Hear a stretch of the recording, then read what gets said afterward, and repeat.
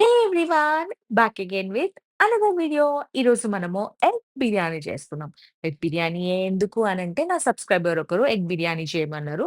So, ఇది తన కోసం అన్నమాట. మీరు నా వీడియో ఫస్ట్ టైమ్ చూస్తున్నట్లయితే ప్లీజ్ సబ్‌స్క్రైబ్ మై ఛానల్. ముందుగా బాస్మతి రైస్ తీసుకుందాం. నేను 1 కేజీ తీసుకున్నాను. వీటిని నీట్‌గా వాష్ చేసుకుందాం అన్నమాట. వాష్ చేయాలి. లేదంటే లోపల ఉన్న దుమ్ము, దుమారం, చెత్తా చెదారం మన పొట్టలోకెళ్ళిపోద్ది. సో, దాన్ని అవాయిడ్ చేయాలి అంటే వాష్ చేయాలి. చూసారుగా నల్ల నల్లటివి వీటిని మంచిగా బియ్యాన్ని గాలిద్దాము. దీన్ని బియ్యం గాలియడం అంటారనమాట. ఇప్పుడు వాష్ చేసుకున్న రైస్‌లో ఇంకా వాటర్ యాడ్ చేసి అర్ధగంట నుంచి గంట వరకు నానబెడదాం. ఖచ్చితంగా హాఫ్ అన్ అవర్ అయినా నానబెట్టాలనమాట.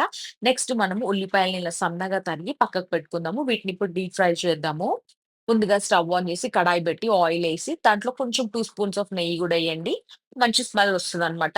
ఆయిల్ హీట్ అయ్యాక ఉల్లిపాయలేసి మంచిగా ఫ్రై చేయండి. లైట్ బ్రౌన్ వచ్చేంత వరకు ఫ్రై చేయండి. మరి మాడగొట్టకండి.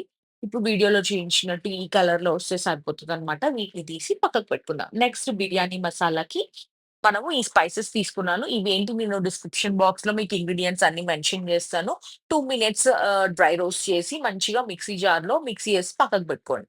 నెక్స్ట్ బాయిల్ చేసుకున్న గుడ్లకి ఇలా చిన్నగా ఘాట్లు పెట్టాను. అలా అని మరి పొడవకండి. ఆల్రెడీ అవి చచ్చిపోయినాయి. మనం చంపాల్సిన అవసరం లేదు. నెక్స్ట్ పెరుగు తీసుకుందాం. అదే పెరుగులో కారం, ఉప్పు, పసుపు, మనం గ్రైండ్ చేసుకున్న బిర్యానీ మసాలా, ధనియాల పొడి, అల్లం వెల్లుల్లి పేస్ట్, మంచిగా నీట్‌గా వాష్ చేసుకున్న కొత్తిమీర, పుదీనా, నెక్స్ట్ మంచిగా నిమ్మకాయని పిండేద్దాం అందులో.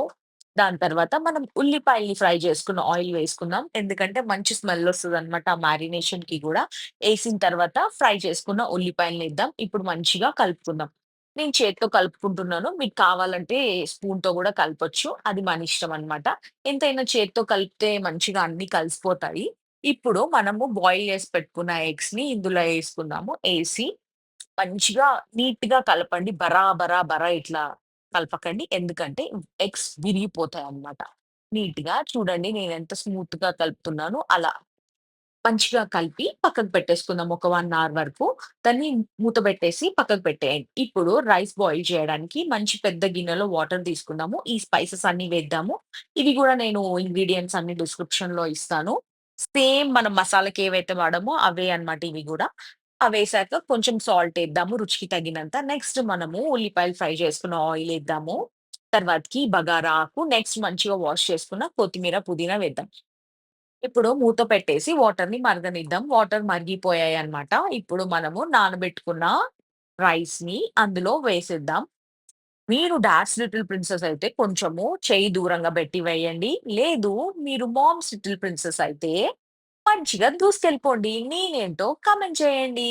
సో, బియ్యం అన్నీ అందులో వేసేద్దామన్నమాట. వేసినంక ఒక్కసారి మామూలుగా నీట్‌గా కలపండి. బరా ఏసి కలపకండి.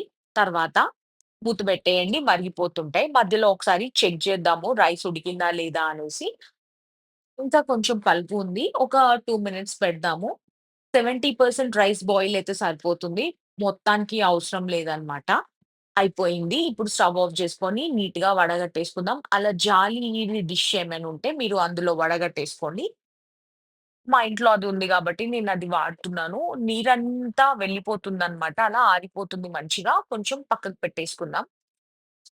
నేను స్పైసీ ఎగ్ బిర్యానీ చేస్తున్నాను గాబట్టి చిన్న ప్రాసెస్ ఉంది. ఏం లేదండి. మనం ఏ గిన్నెలో అయితే బిర్యానీ చేస్తామో అది స్టవ్ పైన పెట్టుకొని కొంచెం వేడైన తర్వాత ఉల్లిపాయలు ఫ్రై చేసిన ఆయిలేసుకొని అందులో టొమాటో పేస్ట్ వేద్దాము. ఎందుకంటే స్పైసీనెస్ కోసం అన్నమాట. ముందుగా మంచిగా ఆ టొమాటో పచ్చి వాసన పోయేంత వరకు వాటిని ఫ్రై చేద్దామనమాట. మంచిగా ఫ్రై అయిన తర్వాత అందులోనే కొంచెం పసుపు, కారము, ఉప్పు, అల్లం వెల్లుల్లి పేస్ట్, ధనియాల పొడి, బిర్యానీ మసాలా వేసేద్దాం. కొంచెం కొంచెం ఎందుకంటే ఆల్రెడీ మనం మ్యారినేషన్‌లో వేసుకున్నాము. రైస్ బాయిల్ చేసేటప్పుడు ఏసాం. టొమాటో పేస్ట్‌కి ఆ ఫ్లేవర్స్ అన్ని రాడానికి వేస్తున్నామనమాట. మళ్ళీ కొంచెం కొత్తిమీర, పుదీనా, మళ్ళీ ఫ్రైడ్ ఆనియన్స్ ఏసి మంచిగా ఒక 2 మినిట్స్ మగ్గనిద్దాము. ఇప్పుడు రెడీ అయిపోయింది. స్టవ్ ఆఫ్ చేసి పక్కకు పెట్టుకుందాము. ఇప్పుడు అలా ఈవెన్‌గా స్ప్రెడ్ చేసిన తర్వాత ముందు బాయిల్డ్ ఎగ్స్ ఏసేద్దామనమాట. ఇప్పుడు మనము బిర్యానీ దమ్‌కి వేస్తున్నాము. ఎగ్స్ అన్నీ అలా పెట్టేసిన తర్వాత ఇప్పుడు ఆ మసాలా మిశ్రమాన్ని ఎగ్స్ పైన వేసేద్దామనమాట. అలా నీట్‌గా పెట్టేసుకోండి. సర్దేసేయండి. ఇప్పుడు దీని పైన కొత్తిమీర, పుదీనా వేసుకుందాం. నెక్స్ట్ మళ్ళీ ఉల్లిపాయలు, ఫ్రై చేసుకున్న ఆనియన్స్ కూడా ఏసేద్దాం. దీని పైన రైస్‌ని మనము దమ్‌కేసేద్దాం. ముందుగా నేను చేత్తో వేద్దామని స్టైల్‌గా ట్రై చేశాను. బట్ అది చాలా టైమ్ టేకింగ్ అనేసి మళ్ళీ నేను చిన్న ప్లేట్ తీసుకొని వాటితో ఒక లేయరేసాను. దాని పైన ఇప్పుడు మళ్ళీ ఫ్రైడ్ ఆనియన్స్ కొత్తిమీర, పుదీనా వేసి ఇంకో లేయర్ గూడా ఏసేస్తున్నాను. మొత్తం మంచిగేసిన తర్వాత మళ్ళీ కొంచెం పుదీనా, కొత్తిమీర, నెక్స్ట్ ఫ్రైడ్ ఆనియన్స్ వాటితో పాటు కుంకుమ పువ్వుని మంచిగా పాలల్లో నానబెట్టేసి ఆ వాటర్ ఏస్తున్నాను. ఎందుకంటే ఫుడ్ కలర్‌ని అవాయిడ్ చేయడానికి. మీ దగ్గర కుంకుమ పువ్వు లేకపోతే ఫుడ్ కలర్ వేయండి. లేదు అనంటే ఉట్టి పాలైనా వేసేయండి. తర్వాత మంచిగా ఘీ వేసుకుందాము. 3-4 స్పూన్స్ ఘీ వేయండి.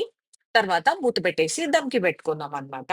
ఈ దమ్ము జస్ట్ ఫస్ట్ 3 మినిట్స్ హైలో పెట్టండి. నెక్స్ట్ 15 మినిట్స్ మీడియం ఫ్లేమ్‌లో పెట్టండి. తర్వాత 5 మినిట్స్ సిమ్‌లో పెట్టేయండి. ఇది ఇలా దమ్‌కయ్యేలోపు మీకోసం సాలన్ గూడా నేను చేస్తున్నాననమాట. Extra bumper offer. సాలన్ కోసం మంచిగా ముందుగా నువ్వులని ఫ్రై చేసుకుందాము. ఆ తర్వాత పల్లీలను గూడా మంచిగా పచ్చి వాసన పోయేంత వరకు ఫ్రై చేద్దాం. ఇందులోనే కొబ్బరి పొడి గూడా ఎసాను.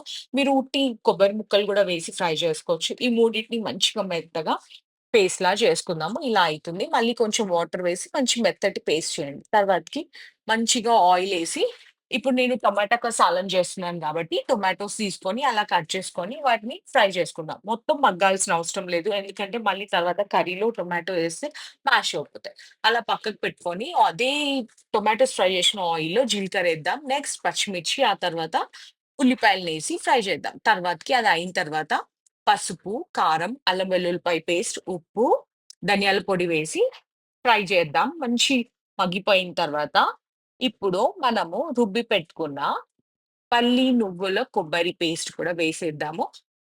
కొంచెం వాటర్ యాడ్ జేసుకోండి. ఎందుకంటే అవి తొందరగా ఉడికిపోతుందనమాట. ఆ పచ్చి వాసనంతా పోవాలి. అందులోనే నానబెట్టుకున్న చింతపండు పులుసు పిసికేద్దాము. తర్వాతకి చూసారుగా అలా అవుతుందనమాట. మంచిగా మసలనిద్దాము.